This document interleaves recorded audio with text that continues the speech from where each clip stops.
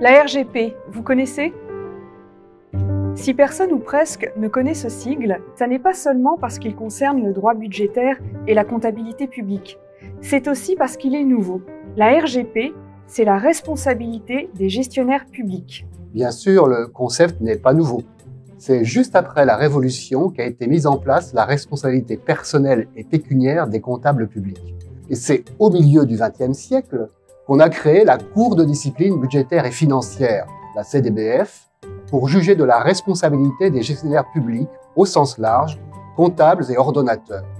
Cela, on vous l'expliquait dans une précédente vidéo. Il y avait donc deux régimes de responsabilité. Et ce système, en plus d'être peu lisible pour le grand public, avait montré ses limites. Côté comptable public, quand une irrégularité était constatée, le juge financier pouvait condamner les comptables à verser des sommes très élevées. Et pour cause, puisque ces sommes devaient réparer les préjudices causés. Mais en réalité, les comptables publics échappaient largement aux sanctions. Le ministre du Budget leur accordait quasi systématiquement des remises gracieuses. Le fonctionnement de la CDBF n'était pas plus satisfaisant. Elle souffrait d'un manque de moyens qui rendait lent le traitement des dossiers. Peu d'affaires étaient par ailleurs portées devant elle.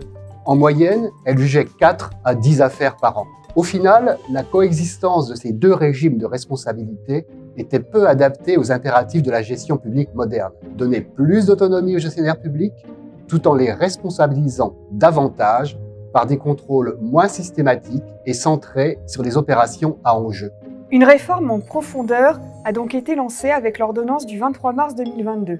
Les gestionnaires publics sont désormais soumis à un régime de responsabilité unique et ils sont justiciables devant une seule et même chambre, la chambre du contentieux de la Cour des comptes, composée de membres de la Cour et des chambres régionales et territoriales des comptes. Une cour d'appel financière est instituée, présidée par le premier président de la Cour des comptes et composée de membres de la Cour et du Conseil d'État ainsi que de personnalités qualifiées.